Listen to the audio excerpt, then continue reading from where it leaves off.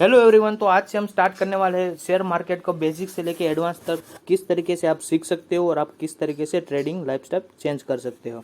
तो कई सारे बंदों ने मुझे मैसेज किया कि भाई मेरे को भी ट्रेडिंग सीखना है, तो मैंने सोचा क्यों ना एक ट्रेडिंग का कोर्स बना दिया जाए और आपको ट्रेडिंग को फ्री में सिखाया जाए। तो यहाँ पे आपको कोई भी आपको पैसा नहीं देना है, पूरा का पूरा मैं आपको फ्री में सिखाने वाला हूँ।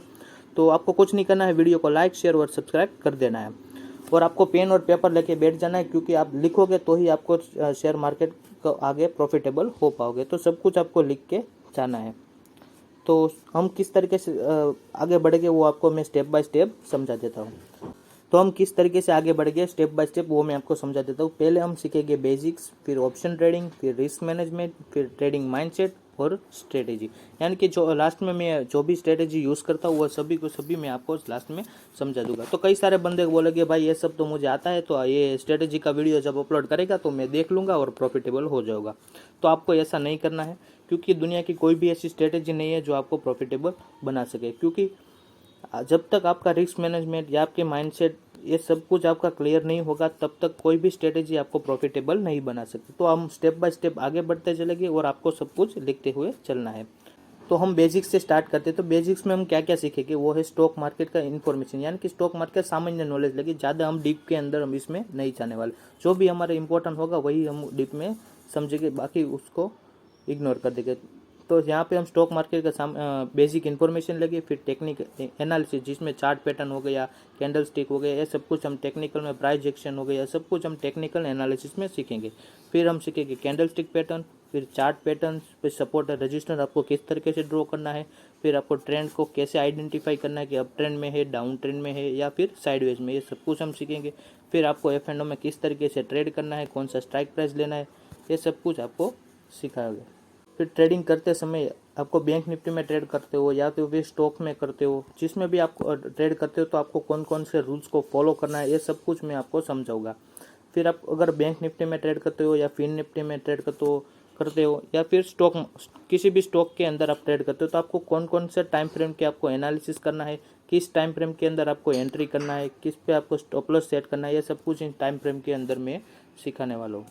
उसके बाद मैं तो ज़्यादातर बैंक निफ्टी में ही ट्रेड करता हूँ। तो बैंक निफ्टी में आपको किस तरीके से लॉट साइज को मैनेज करना है, किस तरीके से रिस्क टू रिवॉर्ड रेशियो में से मैनेज करना है, ये सब कुछ हम सीखने वाले। और लास्ट में मैं प्रैक्टिस जो दूंगा वो आपको प्रैक्टिस भी करना है। तो स्टॉक मार्केट में होता क्या है, स्टॉक मार्केट में कई सारी कंपनी होती है, यानी कि टाटा, जोमेटो, पेटीएम वगैरह लॉट्स ऑफ कंपनियों अपनी शेयर्स को बेचती है और हम ट्रेडर्स यानी कि हम ट्रेडर्स उस शेयर को खरीदते हैं और उससे स्टॉक मार्केट चलता है। हम ज़्यादा डिटेल में नहीं जाएंगे, सिर्फ ऊपर से थोड़ी थोड़ी नॉलेज उसको ले लेंगे। तो ट्रेडिंग के 4 टाइप्स होते हैं, तो 4 और 4 हम डिटेल में समझते हैं। तो पहला टाइप्स होता है इंट्राडे, दूसरा होता है स्विंग इंट्रा ट्रेडिंग, फिर होता है स्विंग ट्रेडिंग और चौथा है इन्वेस्टिंग। पहला होता है इंट्राडे ट्रेडिंग। इंट्राडे में क्या होता है, अगर आपने आज मान लो कि स्टॉक यानी कि टाटा का आपने आज एक स्टॉक बाई कर लिया, उसको आज ही आपने बाई किया और आज ही आपने उसको सेल कर दिया, तो उसको बोलते हैं इंट्राडे ट्रेडिंग। इंट्राडे ट्रेडिंग अगर मान लो आज आपने टाटा का एक शेयर बाई किया और उसको आज आपने नहीं बेच, अगर आज ही आपने बेच दिया, आज ही बाई किया और आज ही बेच दिया, तो उसको बोलते हैं इंट्राडे ट्रेडिंग। और आज बाई किया और एक दिन बाद यानी कि कल आपने अगर बेचा तो उसको बोलते हैं एस इंट्रा ट्रेडिंग। फिर आता है स्विंग ट्रेडिंग। स्विंग ट्रेडिंग में क्या होता है, यानी कि अगर जोमेटो कंपनी का एक आपने शेयर ले लिया, अगर आज इसको शेयर ले गया और 2-3 दिन बाद या फिर एक हफ्ते तक यानी कि एक वीक तक आपने उसको होल्ड किया, तो उसको बोलते हैं स्विंग ट्रेडिंग। जो भी स्टॉक आपको एक वीक तक आप होल्ड करते हो यानी कि एक हफ्ता यानी कि 7 दिन या 10 दिन आप होल्ड करते हो, तो उसको बोलते हैं स्विंग ट्रेडिंग। इन्वेस्टिंग यानी कि लॉन्ग टर्म प्लान, इसमें होता है अगर आपने आज कोई एक शेयर बाई किया यानी कि टाटा मोटर का अगर आपने एक शेयर बाई किया तो उसको आप 1 साल तक, मिनिमम 1 साल, 2 साल, 3 साल तक आप होल्ड करते हो यानी कि लॉन्ग टर्म के लिए होल्ड करते हो, तो उसको बोलते हैं इन्वेस्टिंग। तो यहाँ पे अगर हम बैंक निफ्टी में ट्रेड करते हैं तो बैंक निफ्टी में ट्रेड करते टाइम या किसी भी स्टॉक में ट्रेड करते टाइम उससे पहले आपको सबसे पहले आपको एनालिसिस करना पड़ता है। तो एनालिसिस का 2 टाइप होता है, एक तो टेक्निकल एनालिसिस और फंडामेंटल एनालिसिस। तो टेक्निकल एनालिसिस जो रिटेल ट्रेडर होता है, जो डेली ट्रेडिंग करता है, उस टेक्निकल एनालिसिस को फॉलो करता है, यानी कि हम लोग टेक्निकल एनालिसिस को फॉलो करते हैं। मैं भी टेक्निकल एनालिसिस को ही फॉलो करता हूँ, फंडामेंटल टेक्निकल एनालिसिस को फॉलो नहीं करता हूँ। तो फंडामेंटल एनालिसिस यानी कि आप अगर लॉन्ग टर्म के लिए किसी भी स्टॉक को होल्ड करते हो तो उस कंपनी का आपको फंडामेंटल आपको चेक करना होगा। हमको इंट्राडे ट्रेडिंग करना है तो हम यहाँ पे टेक्निकल को ही फॉलो करेंगे। तो टेक्निकल एनालिसिस में आपको किसको फॉलो करना होता है? टेक्निकल एनालिसिस में होता है कैंडलस्टिक, चार्ट, पैटर्न्स या इंडिकेटर, ये सब यूज़ करते ही हमको टेक्निकल एनालिसिस के अंदर आता है। फंडामेंटल के अंदर अगर कोई किसी भी कंपनी हो, टाटा अगर कंपनी को आपको लॉन्ग टर्म के लिए इन्वेस्ट करना है तो उसका आपको बैलेंस शीट देखना होता है और उस कंपनी का फ्यूचर का प्लान क्या है आप, और उस कंपनी का वैल्यू कितनी है और उसका मैनेजमेंट टीम कैसी है, सब कुछ इस फंडामेंटल को आपको चेक करना होता है। तो यहाँ पे मैं यहाँ पे बैंक निफ्टी के अंदर मान लो ट्रेड कर रहा हूँ, या तो फिर आप फिन निफ्टी में कर रहे हो या तो फिर निफ्टी में, सबके लिए सेम ही अप्लाई होने वाला है। तो बैंक निफ्टी में ट्रेड करने के लिए आपको टेक्निकल एनालिसिस को सीखना होगा। तो टेक्निकल एनालिसिस के अंदर आप प्राइस एक्शन के बेसिस पर भी ट्रेड कर सकते हो या तो फिर इंडिकेटर बेस्ड ट्रेड करते हो। तो मैं यहाँ पे ज़्यादातर प्राइस एक्शन बेस्ड ट्रेडिंग करता हूँ, मुझे इंडिकेटर बेस्ड ट्रेडिंग करना नहीं आता है तो मैं इसको फॉलो नहीं करता हूँ।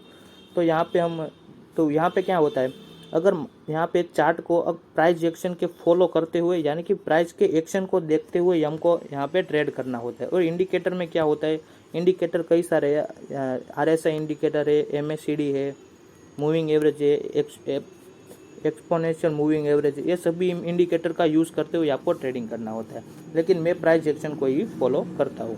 तो सबसे पहले कई सारे बंदे मुझे पूछते हैं कि भाई हमारा कितना कैपिटल से ट्रेडिंग स्टार्ट करें। तो आपको मेरे हिसाब से आपको मिनिमम 20 से लेके 25,000 आपके पास हो गए तो आप 20 से 25,000 आपके पास पैसे हो गए तो आप बिना डरे आपको ट्रेड कर सकते हो। तो मेरे हिसाब से आपको 20 से 25,000 हो गए तो आपका रिस्क टू रिवॉर्ड आपको अच्छा होगा, रिस्क मैनेजमेंट आपको अच्छा होगा। ये सब मैनेज करते हुए आप ट्रेड आसानी से बैंक निफ्टी में कर सकते हो, ऑप्शन ट्रेडिंग कर सकते हो। टेक्निकल एनालिसिस सीख लिया, चार्ट पैटर्न सीख लिया, सब कुछ सीखने के बाद आप जब ट्रेड के लिए एंटर करोगे तो आपके पास सबसे पहला ETS होना चाहिए। ETS का मतलब क्या होता है वो मैं आपको समझा देता हूँ। ETS का मतलब होता है, E का मतलब होता है एंट्री, T का मतलब टारगेट और S का मतलब स्टॉप लॉस। यानी कि अगर आप बैंक निफ्टी में ट्रेड करने के लिए आप चाह रहे हो तो आपके पास सबसे पहले एंट्री होनी चाहिए और यहाँ एंट्री का टारगेट होना चाहिए और आपका कितना लॉस होने वाला है यानी कि स्टॉप लॉस आपको सेट करना पड़ेगा।